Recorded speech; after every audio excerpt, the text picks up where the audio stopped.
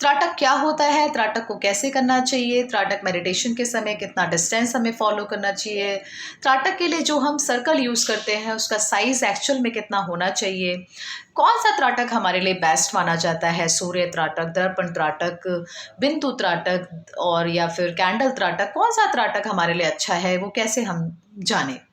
त्राटक के ऊपर इतनी एक्साइटमेंट आप सभी के अंदर देखकर मुझे बहुत आश्चर्यचकित लगा। मेरे पास काफ़ी मेल्स आई कि मैडम मैं त्राटक की इस स्टेज पे हूँ, मैडम मैं त्राटक को ऐसे करती हूँ, मैडम मैं त्राटक को ऐसे कर रहा हूँ। मैं सच बता रही हूँ कि मुझे इतना अच्छा लगा कि त्राटक को लोग इस तरीके से फॉलो करते हैं, इतना जुनून, इतना डेडिकेशन। बहुत खुशी हुई ये बात जानकर, क्योंकि जितना मैं मेडिटेशन को बढ़ावा देती हूँ, जितना मैं त्राटक के बारे में आप सभी को बताती हूँ, अगर आप सभी का रिस्पांस मुझे मिलता है तो मुझे अच्छा लगता है कि आप अपने उन एक्सपीरियंस को, उन अनुभव को आप मेरे साथ शेयर करते हो, जो आपको सच में कुछ देती हैं, कुछ आपको जानकारी देती हैं। नमस्कार, मैं पूनम शर्मा, शांति वेलनेस सेंटर में। आज फिर से त्राटक के ऊपर बात करेंगे। वैसे तो त्राटक के ऊपर मैंने काफ़ी अपनी वीडियोस लाइव भी और प्लेलिस्ट पे भी वीडियोस अवेलेबल हैं, आप उनको भी जाके देख सकते हैं। बट आज की इस वीडियो में मैं सिर्फ वही डाउट्स आपके क्लियर करने की कोशिश करूँगी जो आपको ज़्यादा हो रहे हैं। सबसे पहला जो आप लोग डाउट फेस कर रहे हैं वो मैंने देखा जब मुझे मेल आई है कि मैडम जो हम बिंदु त्राटक करते हैं उसका साइज़ कितना रखना है। ये आपको A4 साइज़ के पेपर पे ब्लैक कलर से एक सर्कल आपने बनाना है। साइज़ देखिए कुछ भी हो सकता है, आप बिल्कुल साइज़ के लिए निश्चित रहिए। 2 centimetre, 3 centimetre, 5 centimetre black pepper का साइज़ आप कुछ भी रख सकते हैं। आप पे देखना है ना कि आपको कौन सा साइज़ आपके लिए ज़्यादा सूटेबल है, क्योंकि आपको कम से कम आपके फोरहेड के लेवल पर इस पेपर को फिक्स करना है। तो अगर आप एक ब्लैक पेपर के साइज़ को भी अच्छे से देख पा रहे हैं तो आप देखिए, क्योंकि मैंने बहुत से लोगों को ये क्वेरीज करते हुए देखा है कि मैडम ब्लैक पेपर का साइज़ तो हमारी 3rd स्टेज पर आएगा, क्योंकि हमने किसी के अंदर हम गाइडेंस ले रहे हैं तो उन्होंने तो हमें बोला था कि फर्स्ट स्टेज पे तो 2 सेंटीमीटर का डायमीटर रखना है, सेकंड स्टेज पे आपको एक सन बना देना है, थर्ड स्टेज पे आपका जो ये ब्लैक डॉट है ना जो आपने 2 सेंटीमीटर का रखा था, नहीं, अब आपको थर्ड स्टेज पे ब्लैक पेपर के साइज़ का रखना है। देखिए, मैं उन लोगों को ये नहीं बोल रही हूँ कि वो गलत करा रहे हैं, ना ही मैं ये कह रही हूँ कि मैं यहाँ पे सही बोल रही हूँ। मैं अपने तरीके से आपको एक वो जानकारी प्रोवाइड करना चाहती हूँ कि स्टेज होती है, मैं मानती हूँ स्टेज होती है, बट अगर आपको एक ब्लैक पेपर के साइज पे थोड़ा बहुत डाउट है कि आप उसको नहीं देख पा रहे हैं या फिर उस पर आपका फोकस नहीं बन पा रहा है, तो ये कोई कंपल्सरी नहीं है कि आपको थर्ड स्टेज पे ब्लैक पेपर को ही देखना है, उस बिंदु को ही आपने ब्लैक पेपर के साइज के बिंदु को ही देखना है। आप अपने अकॉर्डिंग जो भी आपको कन्वीनियंट लगता है साइज, आप उसको भी एक रिदम के साथ फिक्स कर सकते हैं और एक एंड स्टेज तक आप उसको रख सकते हैं अपने फोरहेड के बिल्कुल सामने। एक बिल्कुल आपको उसी पोजीशन पर रखना है, एक फिक्स पोजीशन पे, जिससे आप उसको आसानी से स्टेयर कर सकते हैं, क्योंकि ये आपको स्टेयर करना है। स्टेयर करने के बाद ही इसके अंदर से आपको चेंजेस या फिर आपके लिए ये क्यों आप कर रहे हैं वो आपको टारगेट सारे दिखाई देने लग जाएंगे। एक बात मैं ज़रूर बता दूं कि त्राटक का स्पेक्स से कोई लेना देना नहीं है, यानी कि चश्मों से कोई लेना देना नहीं है, कोई लिंक नहीं है त्राटक का। लोगों को मैंने कहते हुआ सुना है और लोग मुझसे भी पूछते हैं कि क्या मैडम त्राटक से हमारा जो विज़न है वो चेंज हो जाएगा, हमारी जो पावर है वो प्लस से माइनस में हो जाएगी या माइनस से प्लस में हो जाएगी, या फिर हमें अच्छा दिखाई देने लगेगा या हमारा चश्मा छूट जाएगा। देखिए, बहुत सी चीज़ें होती हैं, पर अभी आप त्राटक को सीख रहे हो, अभी आपका ये लर्निंग फेस है।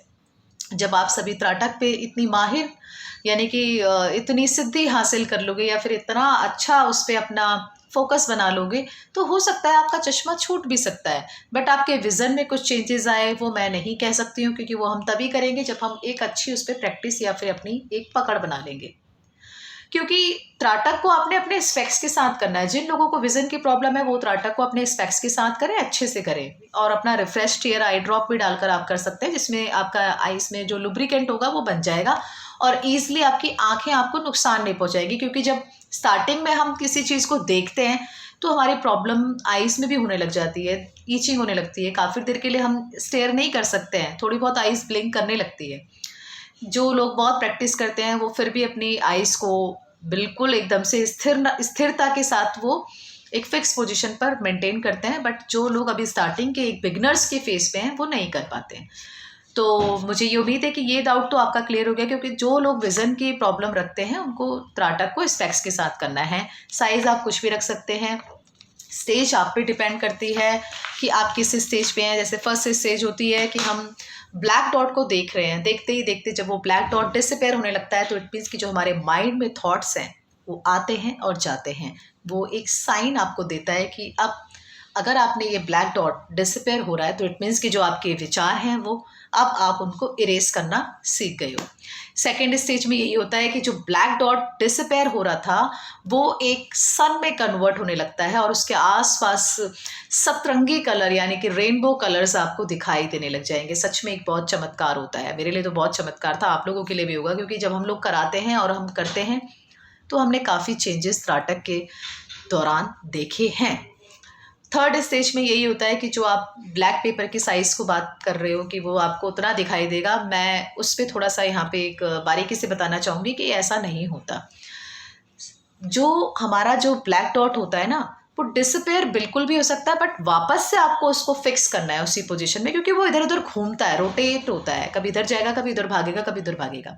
आपको उस ब्लैक डॉट को जो आपने ही बनाया है उसको एक फिक्स पोजीशन पे फिक्स करना है, और आप उसको सच में फिक्स कर पाओगे जब आप उसको अपने उसी पोजीशन पे फिक्स कर पाओगे जहाँ पे आपने उसको बनाया हुआ था, जहाँ पे आपने उसको पेस्ट किया है, स्टिक किया है वॉल पर।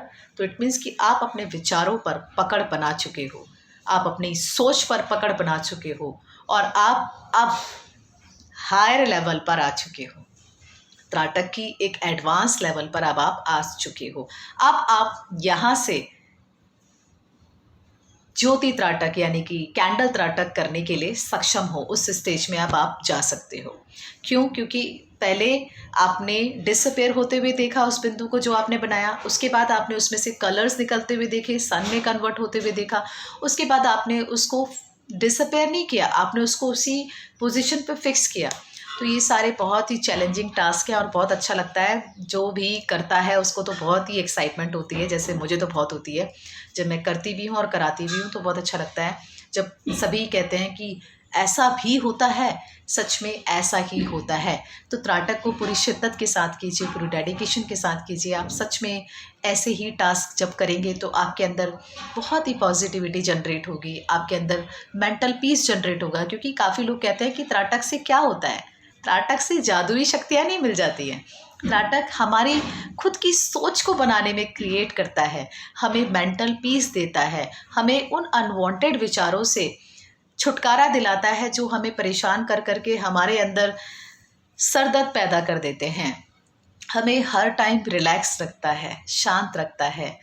और जिन चीज़ों से हमें फ़र्क पड़ता था ना, कि जैसे कोई आपको कुछ भी कह देता था और आप उनकी बातों को सोचते ही सोचते अंदर ही अंदर काफ़ी दिनों से अपनी एंजाइटी को बनाए रखते थे और फिर वो एंजाइटी आपकी एक डिसीज़ में कन्वर्ट हो जाती थी। हमें उसके लिए मजबूत बनाता है कि जो भी हमें बोल रहा है कोई फ़र्क नहीं पड़ता। हमारा जो एक स्टैमिना है वो फुल फंक्शन करता है जब हम अपने आप को त्राटक के दौरान स्ट्रेंथ को अपनी डेवलप करने में कामयाब कर लेते हैं।